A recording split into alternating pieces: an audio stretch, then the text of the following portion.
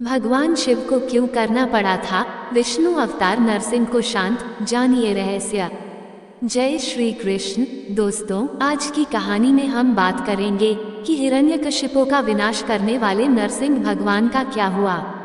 हिरण्यकशिपु के वध के बाद क्या वो ब्रह्मांड में विचरण करते रहे या अदृश्य हो गए, या फिर उनका वध किया गया।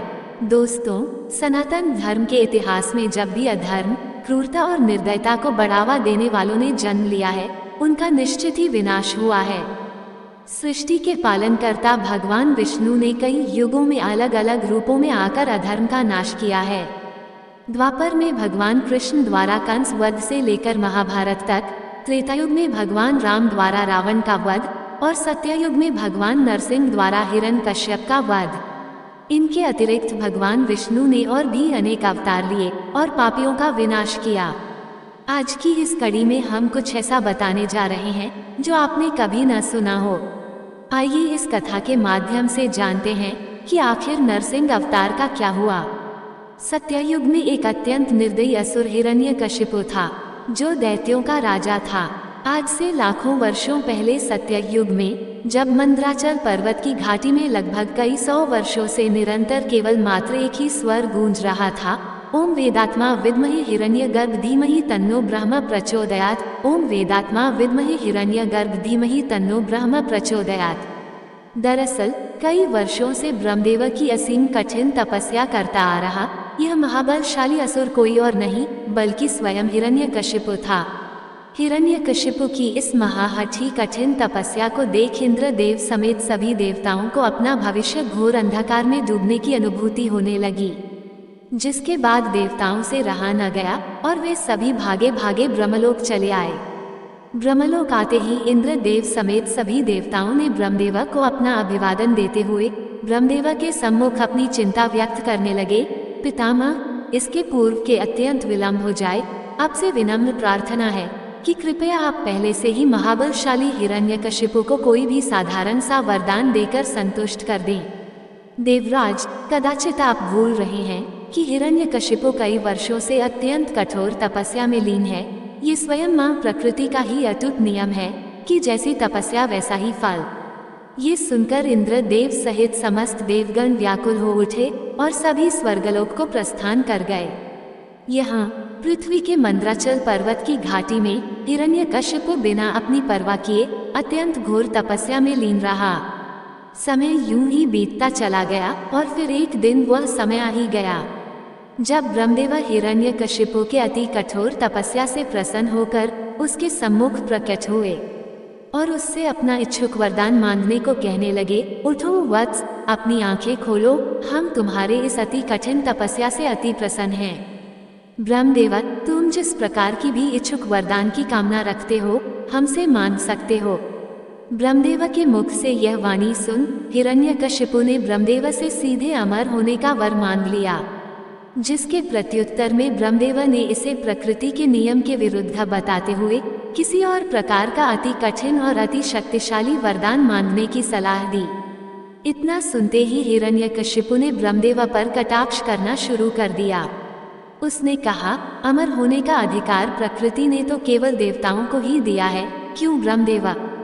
हम असुरों को तो कभी भी और कहीं भी मृत्यु का ग्रास बनाया जा सकता है।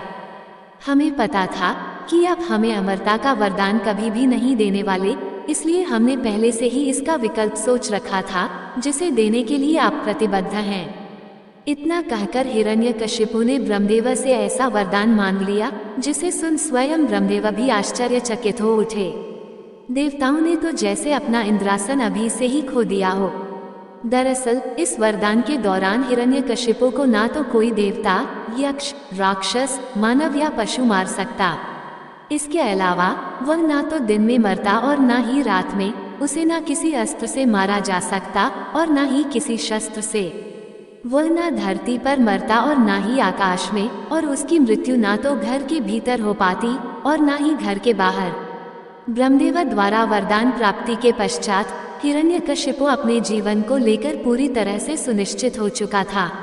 अब उसे अपनी मृत्यु का भय नहीं था, वह स्वयं को अजय और अमर ही समझ बैठा। वरदान प्राप्ति के पश्चात हिरण्यकशिपु मंदराचल पर्वत की घाटी से निकलकर सीधे अपने विशालकाय राज्य हिरण्यकृन वन पहुंच गया, जहां उसका स्वागत बड़े ही हर्षोल्लास से किया गया। अपने सिंहासन में बैठने के पश्चात उसने अपने आसुरी सैनिकों को सबसे पहले तो अपने राज्य व राज्य के आसपास के क्षेत्रों में हो रहे विष्णु भगवान के पूजा पाठ को तत्काल ही प्रतिबंध करवाने का आदेश दे दिया। असल में उस समय काल से भी लगभग लाखों वर्षों पहले श्री विष्णु के वराह अवतार ने हिरण्यकशिपु के छोटे भ्राता हिरण्याक्ष को पृथ्वी को ब्रह्मांडी महासागर में डुबो देने और समस्त देवताओं को मृत्यु का ग्रास बना देने के कुप्रयास के कारण मृत्यु के घाट उतार दिया था। और इसी कारणवश हिरण्यकशिपु श्री विष्णु का परम शत्रु बन चुका था, और यदि कोई इसका विरोध करे तो उसे निसंकोच वही मृत्यु के घाट उतार देता था। हिरण्यकशिपु के इस उद्दंडता से राज्य के समस्त विष्णु भक्त आतंकित हो चुके थे, और कई तो मृत्यु के ग्रास भी बन चुके थे। समय बीतने के साथ साथ हिरण्यकशिपु और भी अधिक निर्दय बनता गया। धीरे धीरे उसके अंदर विस्तारवाद की सोच पनपने लगी, जिसके बाद उसने पूरी पृथ्वी में अपना आधिपत्य स्थापित करने का मन बना लिया, और साथ ही बिना विलंब किए उसने योजना बनाना भी आरंभ कर दिया। योजना बनते ही हिरण्यकशिपु अपने आसुरी सैनिकों को साथ में लिए सबसे पहले तो अपने पड़ोसी राज्यों के ऊपर प्रचंड रूप से टूट पड़ा। हिरण्यकशिपु जैसे महाबलशाली असुर को देख आसपास के समस्त राजाओं ने आपस में गठबंधन कर लिया। समस्त राजा मिलकर युद्ध के मैदान में हिरण्यकशिपु के विरुद्ध युद्ध लड़ने तो चले आए, परंतु वे ज्यादा समय तक युद्ध को संभाल न सके। हिरण्यकशिपु उन सभी राजाओं पर अकेले ही भारी पड़ने लगा। हिरण्यकशिपु और उसके कुछ आसुरी योद्धाओं ने कुछ ही क्षण भर के भीतर समस्त राजाओं समेत उनके समस्त सैनिकों को मृत्यु के घाट उतार दिया और फिर उनके राज्य पर अपना आधिपत्य जमा लिया। अब इसके बाद हिरण्यकशिपु विस्तारवाद को प्रचंड रूप से जोर देते हुए पृथ्वी के अलग अलग कोनों में फैलाना शुरू कर दिया। उसने अत्यंत ही कम समय काल के भीतर ही पृथ्वी के हर राज्यों, महाद्वीपों और कबीलों पर अपना आधिपत्य जमा लिया। उसके नाम मात्र से ही समस्त मनुष्य जाति थर थर कांपने लगी थी। समस्त पृथ्वी पर अपना आधिपत्य स्थापित करने के पश्चात हिरण्यकशिपु ने अपनी दृष्टि पाताल लोक पर केंद्रित की, जहाँ की तमाम प्रकार के शक्तिशाली राक्षसों और असुरों का राज्य था।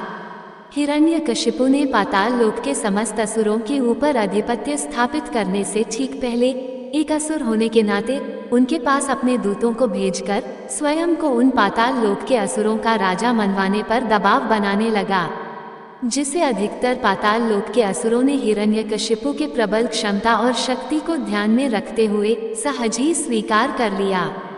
और जिन असुरों ने उसके प्रस्ताव को ठुकराया उन्हें हिरण्यकशिपु ने स्वयं धूल चटाकर अपने अधीन कर लिया। समय बीतने के साथ साथ हिरण्यकशिपु अब पृथ्वी समेत समस्त पाताल लोक का भी स्वामी बन चुका था, पर फिर भी उसकी विस्तारवाद की भूख अब तक शांत नहीं हुई थी। अब उसकी दृष्टि स्वर्गलोक तक जा पहुंची थी। साथ ही उसे अपने भ्राता हिरण्याक्ष के अपूर्ण कार्य को भी पूर्ण करना था, जिसके लिए उसने अपने सेनापति और प्रमुख आसुरी योद्धाओं के साथ एक सर्वोत्तम युद्ध रणनीति बनाई और सही समय देख अपनी आसुरी सेना लेकर अपने तीव्र शक्ति का उपयोग करते हुए उसने राज्य के भीतर ही स्वर्गलोक जाने का ऊर्जावान प्रवेश द्वार खोल दिया। फिर उसी प्रवेश द्वार के माध्यम से हिरण्यकशिपु अपनी विशाल आसुरी सेना लेकर कुछ ही क्षण भर के भीतर स्वर्गलोक में प्रवेश कर गया और जोरों से ठहाके लगाता हुआ इंद्रासन के सम्मुख आ खड़ा हुआ। हिरण्यकशिपु को साक्षात अपने सम्मुख खड़े देख इंद्रदेव समेत सभी देवता विचलित हो उठे और क्रोधित होते हुए हिरण्यकशिपु को पृथ्वी वापस चले जाने की चेतावनी देने लगे। परंतु हिरण्यकशिपु देवताओं के सम्मुख खड़ा हुआ मात्र ठहाके ही लगाए जा रहा था, और देखते ही देखते उसके अनेकों आसुरी योद्धा स्वर्ग पर पांव जमा चुके थे। ये दृश्य देख इंद्रदेव समझ चुके थे कि अब युद्ध होना तो निश्चित ही संभव है, जिसके बाद युद्ध का बिगुल बजा और समस्त आसुरी और देव सेना आपस में एक दूसरे के ऊपर टूट पड़े। और यहाँ इंद्रदेव, अग्निदेव और सूर्यदेव समेत समस्त देवता मिलकर हिरण्यकशिपु और उसके प्रमुख योद्धाओं को प्रचंड रूप से बराबरी का टक्कर दे रहे थे। देवता अपने विस्फोटक शक्तियों का उपयोग हिरण्यकशिपु समेत उसके समस्त प्रमुख आसुरी योद्धाओं पर खुलकर करने लगे, जिसमें कि हिरण्यकशिपु के समस्त प्रमुख योद्धा एक के बाद एक ढेर होते चले गए और यहाँ उसकी आसुरी सेना भी देव सेना के सम्मुख शक्तिहीन होती हुई दिख रही थी। यह मरण संहार का दृश्य देख हिरण्यकशिपु के क्रोध का ठिकाना न रहा, जिसके बाद हिरण्यकशिपु ने अपने शारीरिक बल के साथ साथ अपने प्रचंड शक्तियों का भी सदुपयोग कर अकेले ही समस्त देवताओं के ऊपर टूट पड़ा। उसने अकेले ही अपने लगातार प्रचंड शक्ति प्रहार से इंद्रदेव समेत सभी देवताओं को मारते मारते लगभग अचेत कर दिया।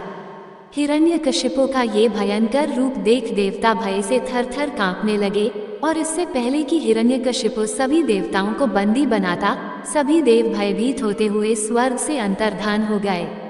इंद्रदेव समेत समस्त देवताओं को युद्ध हारकर स्वर्ग से अंतर्धान होता देख देव सेना भी छिन्न भिन्न होने लगी, जिसमें कई देव सेना तो आसुरी सेना के हाथों वीर गति को प्राप्त हो गए और कई तो अपने प्राण बचाकर स्वर्ग से अंतर्धान हो गए। जिसके बाद हिरण्यकशिपु ने बड़े ही हर्षोल्लास के साथ स्वर्ग पर अपनी जीत का परचम लहराया और इंद्रासन पर विराजमान हो गया। स्वर्ग लोक को जीतने के बाद हिरण्यकशिपु ने कभी भी मुड़कर पीछे नहीं देखा। वो लगातार पूरे ब्रह्मांड में एक के बाद एक लोक और राज्य जीतता ही गया, जिसमें यमलोक और नागलोक प्रमुख थे। और एक समय ऐसा भी आया जब वैकुंठ लोक, ब्रह्मलोक, देवी लोक और कैलाश को छोड़ हिरण्यकशिपु पूरे ब्रह्मांड यानी कि तीनों लोकों का स्वामी बन चुका था। इंद्रदेव समेत समस्त देव हिरण्यकशिपु के भय से पूरे ब्रह्मांड में छिप छिपाए त्रिदेव के शरण में रहने लगे थे। उस समय काल में हिरण्यकशिपु को पूरे ब्रह्मांड में चुनौती देने वाला कोई भी नहीं था।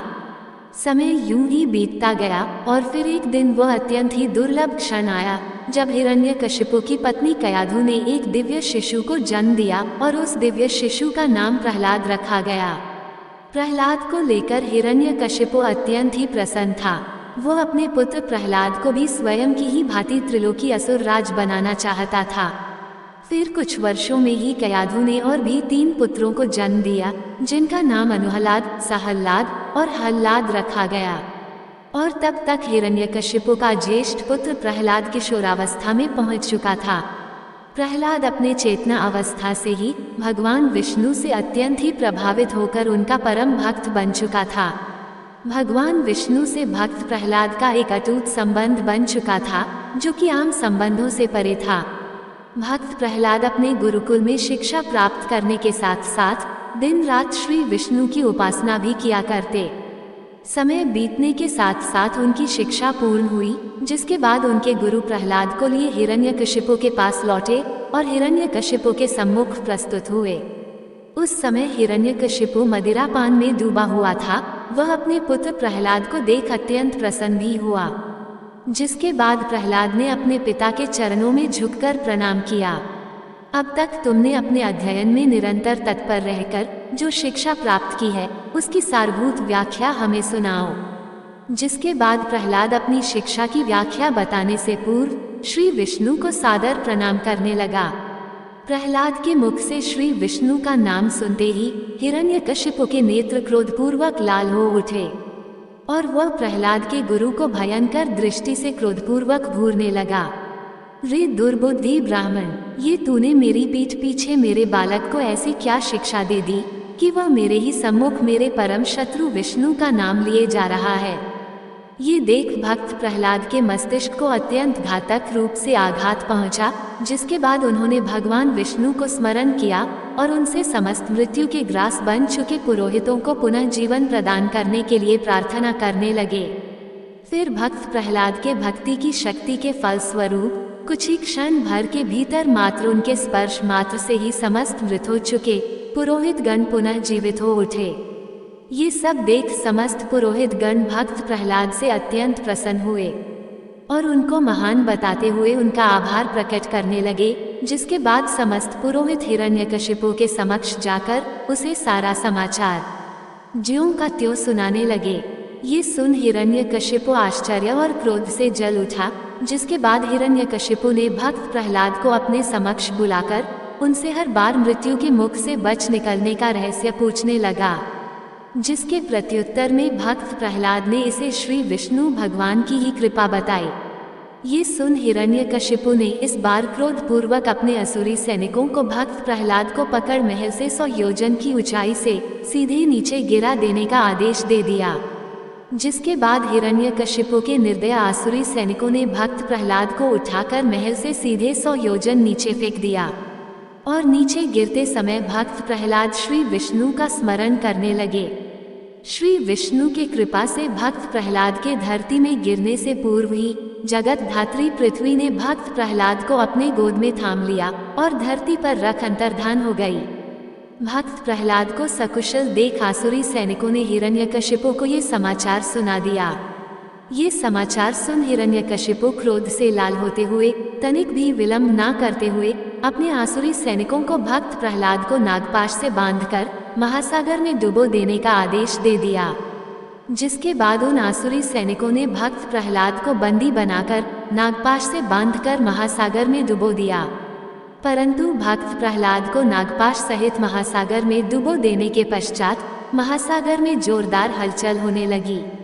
सभी ओर ऊंची ऊंची लहरें उठने लगी। महासागर के इस भयंकर हलचल को देख हिरण्यकशिपु ने भक्त प्रहलाद को एक मायावी बालक बतलाते हुए आसुरी सेना को उसे ऊपर से बड़ी बड़ी चट्टान शिलाओं से ढक देने का आदेश दे दिया।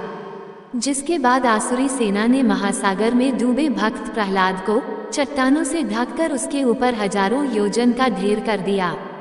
पर अभी भी भक्त प्रहलाद महासागर के अंदर चट्टानों के बीच अचेत होकर भी अंदर ही अंदर भगवान विष्णु का स्मरण किए जा रहे थे। अचेत अवस्था में भगवान विष्णु को स्मरण करते समय वे स्वयं को भूल ही गए। वे श्री विष्णु को स्वयं के भीतर अनुभूत करने लगे, जिससे कि तत्काल ही नागपाश नष्ट हो गई। समुद्र में जोरदार कंपन होने लगी, जिससे कि असुरों द्वारा लादे गए समस्त चट्टान शिला झटके से दूर फेंकते हुए भक्त प्रहलाद महासागर से बाहर निकले और धरती पर पांव रखते ही उन्हें पुनः अनुभूत हुआ कि वे प्रहलाद हैं। जिसके बाद वे धरती में बैठकर विलाप करते हुए श्री विष्णु की स्तुति करने लगे। उनकी इस प्रकार तन्मयता पूर्वक स्तुति करने के कुछ क्षण पश्चात ही उनके सम्मुख स्व सृष्टि के पालनहार श्री विष्णु प्रकट हुए। साक्षात श्री विष्णु को अपने सम्मुख देख भक्त प्रहलाद गदगद हो उठे और उन्हें अभिवादन कर उनके चरणों में गिर पड़े। हे प्रहलाद, मैं तुम्हारी अनन्य भक्ति से अति प्रसन्न हूँ। तुम्हें जिस वर की इच्छा हो मुझसे मांग लो। ये सुन भक्त प्रहलाद अपने हर योनि में मात्र विष्णु भक्त ही बने रहने का वर मांगते हैं, जिसे भगवान विष्णु स्वीकृति दे देते हुए अन्य वर भी मांगने को कहने लगते हैं। जिसके बाद भक्त प्रहलाद समस्त प्रकार के पाप कर चुके अपने पिता हिरण्यक्षी को पाप मुक्त करने का वर मांग लेते हैं। जिसके बाद तथास्तु कहकर श्री विष्णु अंतर्धान हो जाते हैं। इसके बाद भक्त प्रहलाद वापस से महल में प्रवेश कर सीधे अपनी माता कयाधु के कक्ष की ओर चल देते हैं, जहां उन्हें माता कयाधु अपने सीने से लगा लेती हैं और उसी क्षण वहां हिरण्यकशिपु भी आ धमकता है।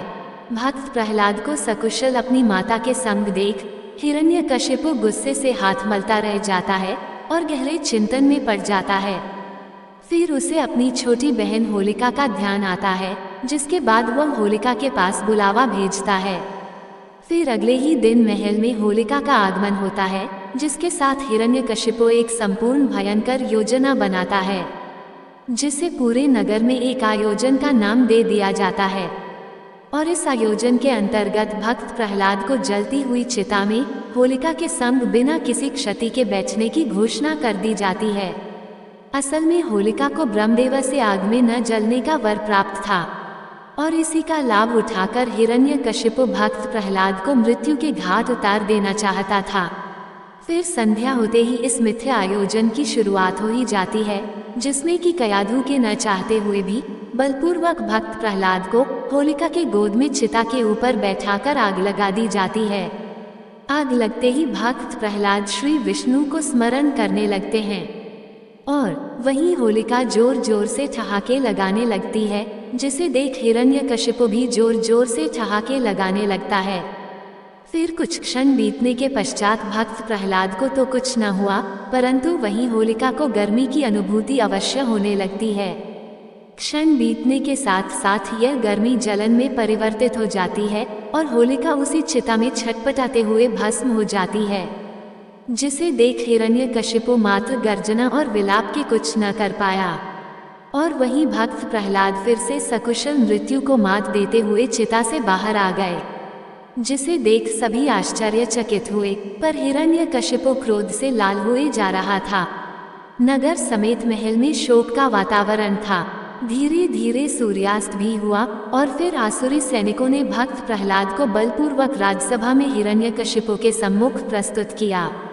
भक्त प्रहलाद को अपने सम्मुख देख हिरण्यकशिपु अपने अति क्रोध और घमंड से भरे स्वर में भक्त प्रहलाद को असुर जाति के नाम पर एक कलंक मात्र बताने लगा और स्वयं को असल भगवान, साथ ही श्री विष्णु समेत समस्त देवी देवताओं को शक्तिहीन बताते हुए स्वयं मात्र को बताया शक्तिमान।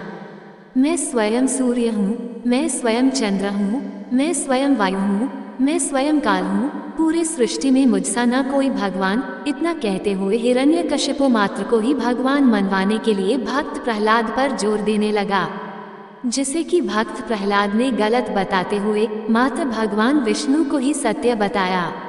ये सुन हिरण्यकशिपु ने क्रोध में आते हुए भक्त प्रहलाद के सीने में जोरों से लात मारी, जिससे कि भक्त प्रहलाद जोरों से छिटक गए और गिर पड़े और अधमरी अवस्था में पहुंच गए। कहाँ गया तेरा भगवान? बुला अपने भगवान विष्णु को, वह बचा सकता है तो आकर बचा ले तेरा प्राण। जिसके बाद भक्त प्रहलाद ने भगवान विष्णु को हर जगह विराजमान होने की बात कही, यहाँ तक कि महल के हर खंभे में भी। ये सुन हिरण्यकशिपु महल के खंभों को अपनी गदा प्रहार से पागलों की तरह चकनाचूर करने लगा।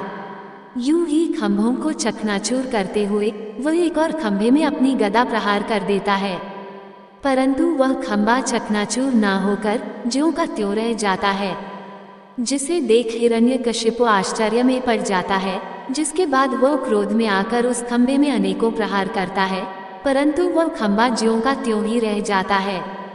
फिर कुछ क्षण के बाद वह खंभा अपने आप धीरे धीरे फटने लगता है। फिर वह खंभा अचानक अति तीव्र गति से फट पड़ता है, जिसके धमाके से हिरण्यकशिपु अति दूर जा गिरता है। फिर धुंधले हो चुके राजसभा में एक भयावह गर्जना गूंज उठती है और धुंध को दूर करते हुए गर्जना करते हुए अद्भुत श्री विष्णु अवतार नरसिंह हिरण्यकशिपु के समक्ष आ खड़े होते हैं, जिन्हें देख हिरण्यकशिपु आश्चर्य में पड़ जाता है। तो वहीं भक्त प्रहलाद हाथ जोड़े भक्तिमय हो जाता है। ये देख हिरण्यकशिपु समझ जाता है कि हो न हो ये स्वयं विष्णु है। जिसके बाद अपने समक्ष महाउग्र नरसिंह को देख हिरण्यकशिपु स्वयं भी महाक्रोधित होते हुए अपनी गदा लिए भगवान नरसिंह पर टूट पड़ता है और नरसिंह पर अपनी गदा लिए अंधाधुंध प्रहार करने लगता है, पर उसके गदा का नरसिंह पर कोई भी असर ना होता है। जिसके बाद नरसिंह अपने पंजे के एक ही वार से हिरण्यकशिपु के गदा को चकनाचूर कर देते हैं। ये देख हिरण्यकशिपु तिलमिलाते हुए एक धारदार शक्तिशाली तलवार प्रकट कर नरसिंह पर फिर से प्रहार करने लगता है, पर तलवार का भी नरसिंह पर कोई असर न होता है, जिसे कि नरसिंह पुनः अपने प्रहार से नष्ट कर देते हैं। यूं ही अपने अनेकों अस्त्र शस्त्र को नष्ट होते देख हिरण्यकशिपु अब मल युद्ध करने को उतारू हो जाता है। जिसके बाद वह अपने मुके को ताने सीधे नरसिंह पर टूट पड़ता है, परंतु नरसिंह उसके मुके को पकड़ धरती पर पटक देते हैं और उसे मल युद्ध के दौरान वही धूल चटाने लगते हैं।